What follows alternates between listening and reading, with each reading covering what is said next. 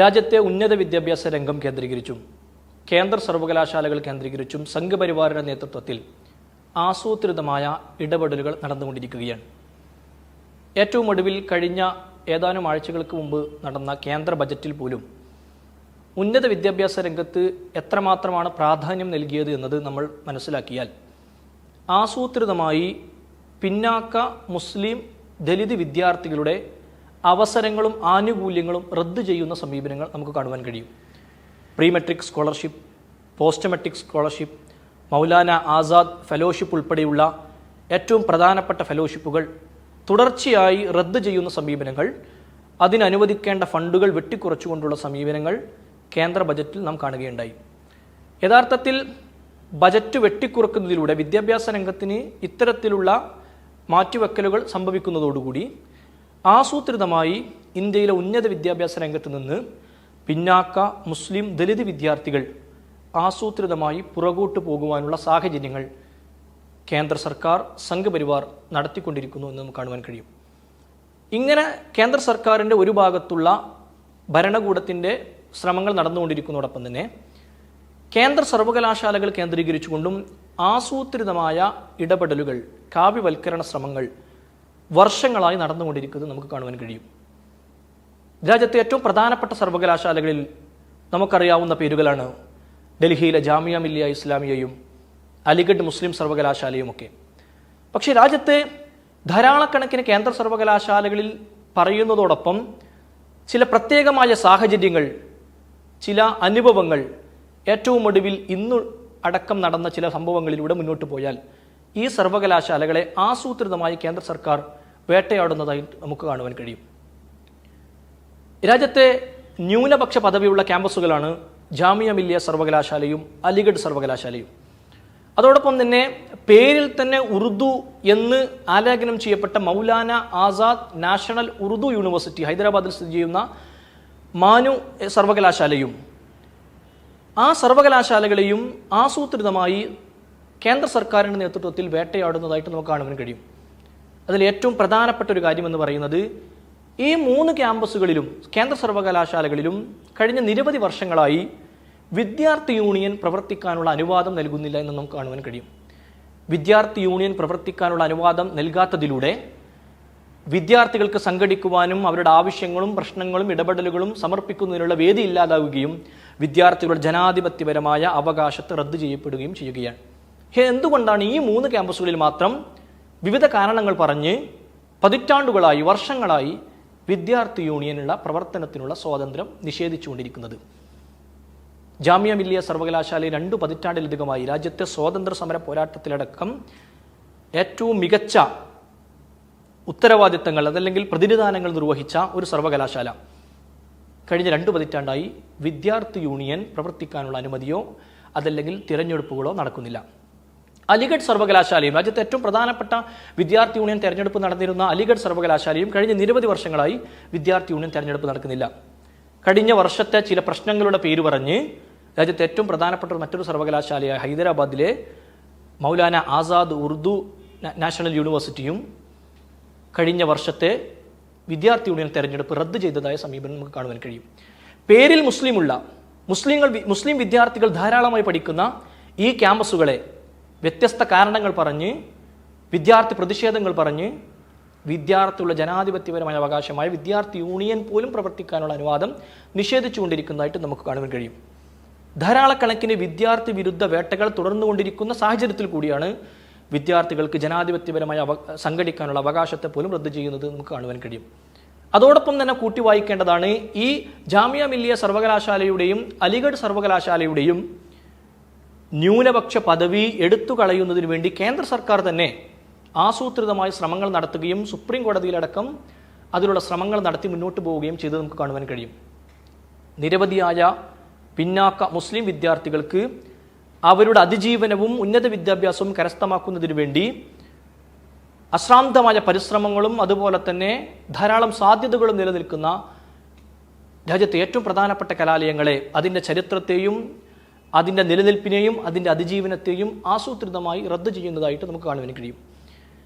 അതിനെയും തുടർന്നാണ് അവിടുത്തെ വിദ്യാർത്ഥികളുടെ നേതൃത്വത്തിൽ കേവലമായ വിദ്യാർത്ഥി യൂണിയനിൻ്റെ ആവശ്യകത എന്നതിനേക്കാൾ ജനാധിപത്യപരമായി സംഘടിക്കുവാനും തങ്ങളുടെ അഭിപ്രായങ്ങളും അതുപോലെ തന്നെ ഈ രാജ്യത്തെ സാമൂഹിക രാഷ്ട്രീയ സാഹചര്യങ്ങളെ വിശകലനം ചെയ്യുവാനുമൊക്കെ ആ ക്യാമ്പസിനെ ഉപയോഗപ്പെടുത്തി മുന്നോട്ട് പോകുമ്പോൾ കൂടിയാണ് വിദ്യാർത്ഥികളെ ആസൂത്രിതമായി വേട്ടയാടുന്നത് നമുക്ക് കാണുവാൻ കഴിയും.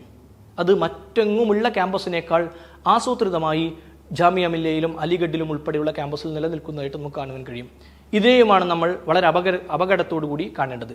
ക്യാമ്പസിൽ വിദ്യാർത്ഥികൾ സംഘം ചേരുന്നത് പോലും വിലക്കിയിരിക്കുന്ന നടപടി, ക്യാമ്പസിൻ്റെ ആഭ്യന്തര സുരക്ഷ ഏറ്റെടുത്തിരിക്കുന്നത് മുൻകാലങ്ങളിൽ സൈന്യത്തിലടക്കം പ്രവർത്തിച്ച് റിട്ടയർഡ് ആയ ഉദ്യോഗസ്ഥരെ അടക്കം വിന്യസിച്ചുകൊണ്ട് ക്യാമ്പസിനെ പോലീസിൻ്റെയും പട്ടാളത്തിൻ്റെയും ഒരു കേന്ദ്രമായി വിന്യസിക്കുന്ന സ്വഭാവത്തിൽ അവിടുത്തെ സുരക്ഷാ ഉദ്യോഗസ്ഥരെ വിന്യസിച്ചുകൊണ്ട് ജാമിയ മില്ലയിലെ പ്രോക്ടറായി നിയമിച്ചിട്ടുള്ളത് ഡൽഹി DGP ആയി സേവനമനുഷ്ഠിച്ചിരുന്ന ആളായിരുന്നു എന്നതും പത്രവാർത്തകൾ നമ്മോട് പറഞ്ഞു തരുന്നുണ്ട്.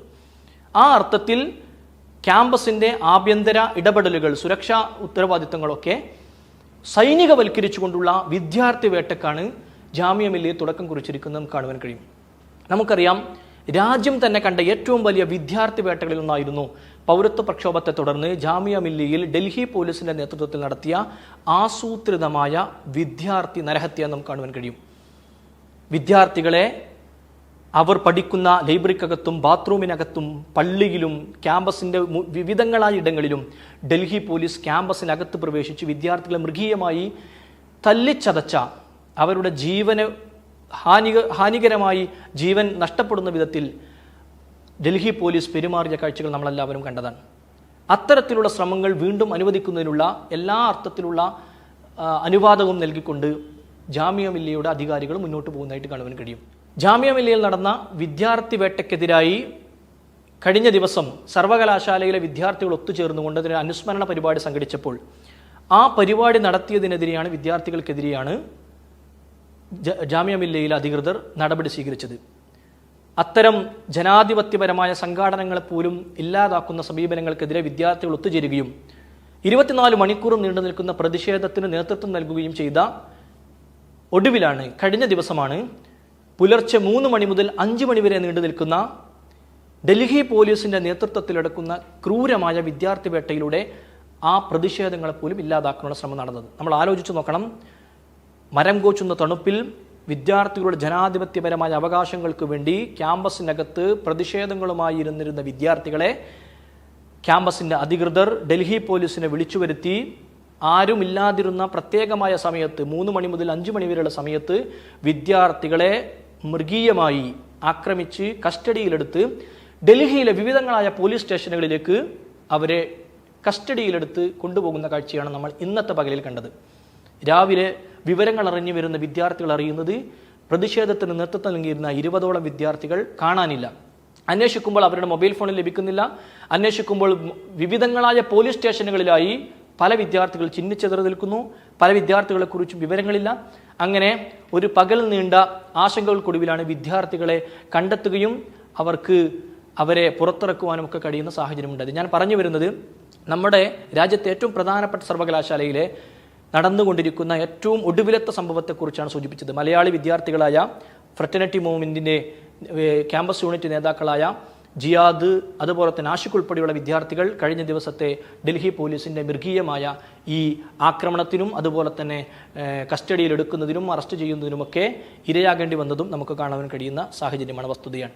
ഞാൻ പറഞ്ഞു വരുന്നത്, രാജ്യത്ത് ഏറ്റവും ഉന്നതമാക്കപ്പെട്ട സർവകലാശാലകളിൽ അവിടുത്തെ വിദ്യാർത്ഥികളുടെ സംഘാടനത്തെ ഇല്ലാതാക്കുന്നതോടുകൂടി ആസൂത്രിതമായി രാജ്യത്തെ മുസ്ലിം വിദ്യാർത്ഥികളുടെ സംഘാടനത്തെയും അവരുടെ അതിജീവനത്തെയും പിന്നാക്ക വിദ്യാർത്ഥികളുടെ ഉന്നത വിദ്യാഭ്യാസ രംഗത്തുള്ള അവരുടെ അതിജീവനത്തെയുമൊക്കെ ആസൂത്രിതമായി ഇല്ലാതാക്കിക്കൊണ്ടിരിക്കുന്ന ശ്രമങ്ങൾ ഓരോ ദിവസവും നടന്നുകൊണ്ടിരിക്കുകയാണ്.